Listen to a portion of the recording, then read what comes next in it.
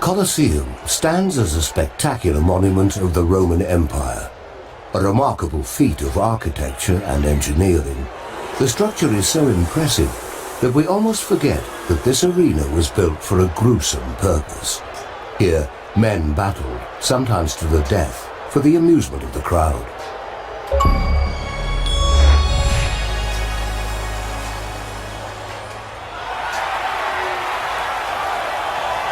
Standing guard outside the Colosseum is the Roman sun god Solis.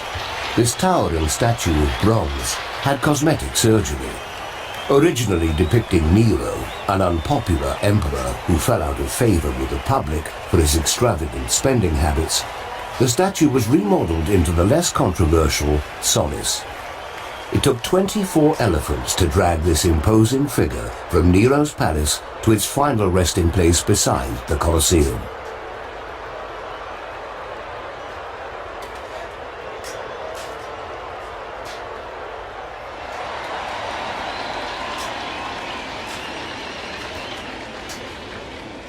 The Colosseum, a massive stadium housing 50,000 spectators, was largely built on one simple building block, the arch. Each arch has a keystone which absorbs the weight of the building and redistributes it down two pillars.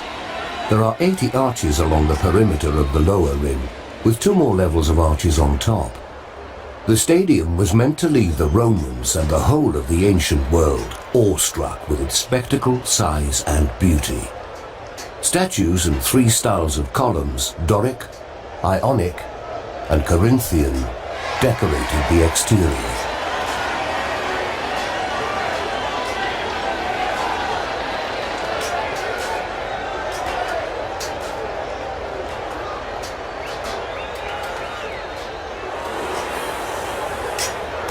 Welcome to the Colosseum.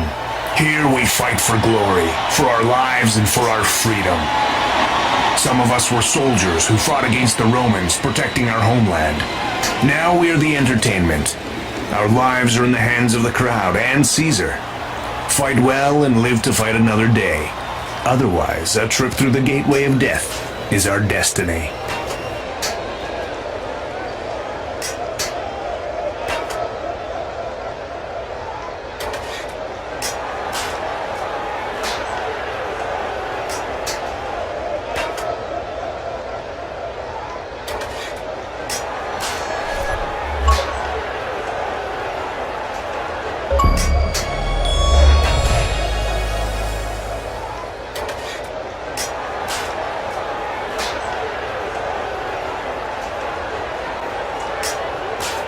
Unlike watching a game at a stadium today, a Roman citizen could not simply upgrade to a better seat by purchasing a more expensive ticket.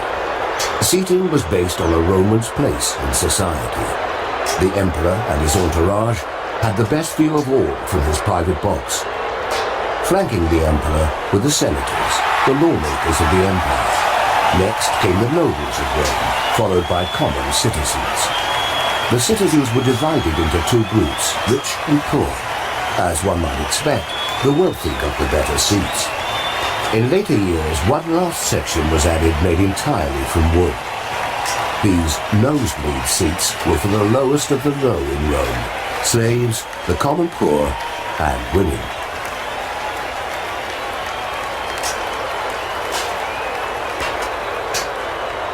The Colosseum, a stadium built almost 2,000 years ago, had a retractable roof called the Valerium.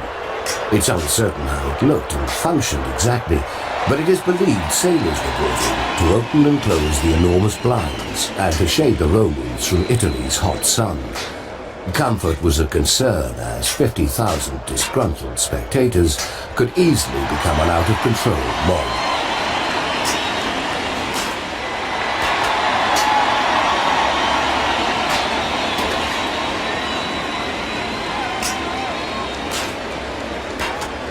The Romans, geniuses of construction, built a 2-level complex beneath the Colosseum floor, called the Hypogeum, housing gladiators and wild animals. At any time in an event, trapdoors would open up on the floor to reveal new competitors or fierce creatures.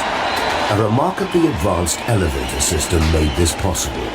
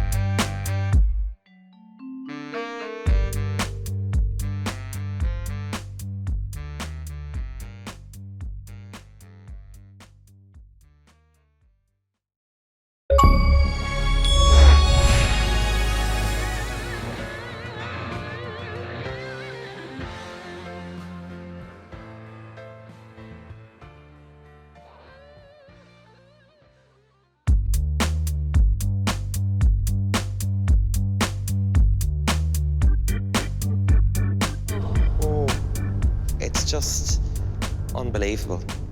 This is madness. God.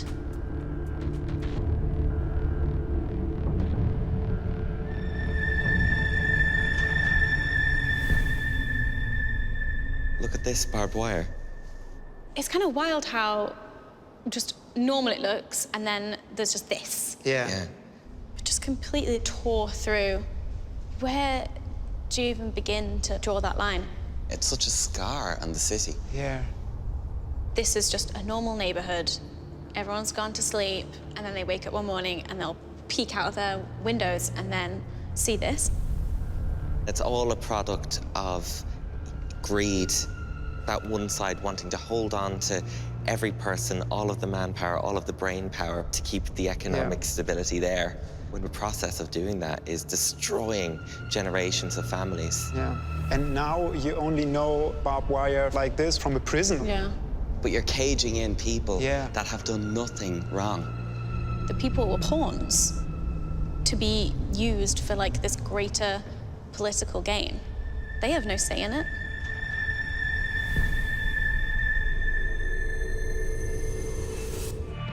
Are you ready to travel back to 1961? I am. Okay, let's go. Let's go.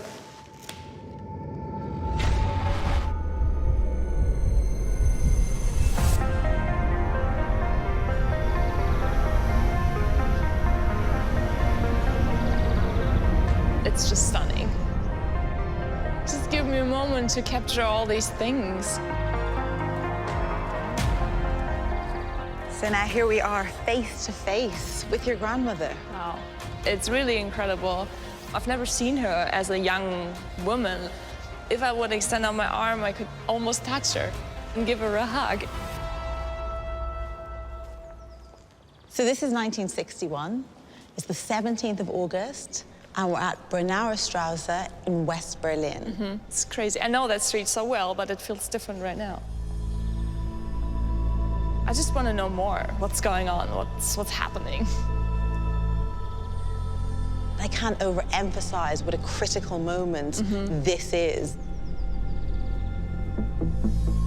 So this row of houses was where your grandmother was living at the time. Yeah. But what's so remarkable and so important about this street and about this address is that while the houses are in East Berlin, we are standing in West Berlin. And even when we stand on the footpath outside the houses, that's still West Berlin. Yeah. But the houses themselves are East. Wow, that's crazy. I remember my grandma telling me that, and I didn't really get that when I was younger. A group of students in West Berlin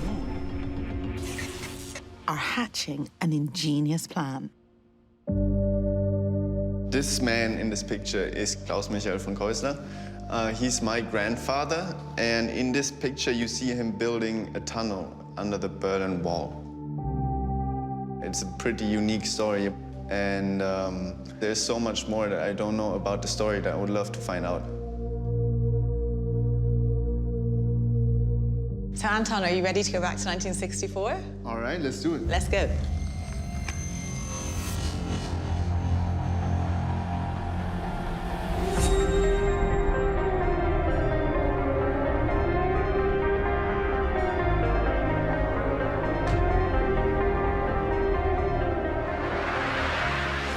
That's him. We are face to face with Klaus, your grandfather.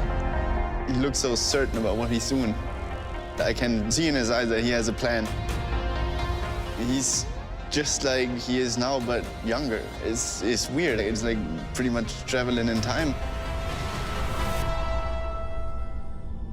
So at the time, he was a law student in West Berlin.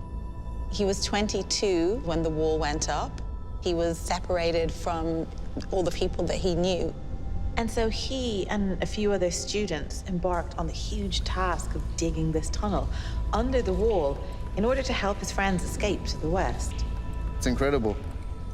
That's a winch that he's operating by hand, and it's full of soil from the tunnel because they have dug all of this by hand. What we're looking down now is 12 meters. 12 meters, yes, wow. That's a 12-meter drop.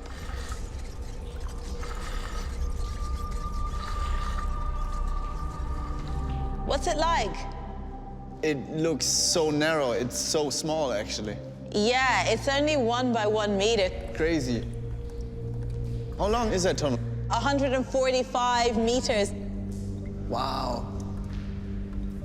If you look down at your feet, there should be an envelope. Can you pick that up? Yeah, I see it.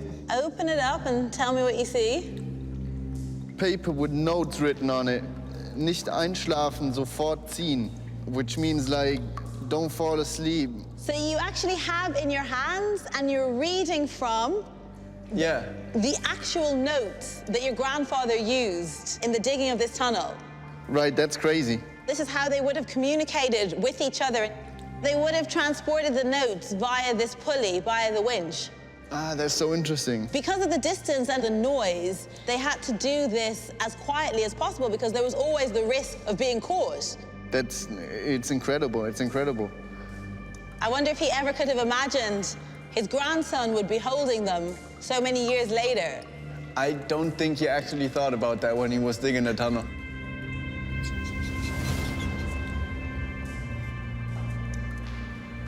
It's crazy to actually build that because, I mean, you know, like, it's just like you go down there with a shovel 12 meters and you work in here every day, probably for 6 months.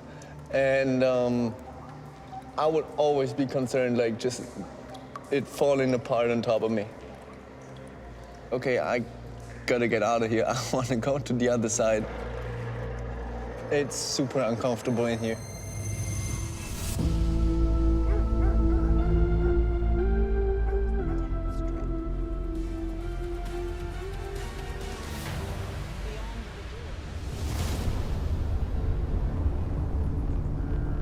What on earth? Oh my God. Oh. What's the name? Oh my God. Wow. Yeah. That is frightening. It's like this is a war zone. I feel like we're in the North-South Korea border, not in Germany. And it's only 30 years ago. The measures that It's insane. they've gone to, the effort. Isn't it mad that this expanse began with one single Yeah. trail Yeah. of pathetic barbed wire? Yeah. And now, On look, the it's ground. a fortress. Yeah. There are landmines, there are hounds, there are the guards in the tower.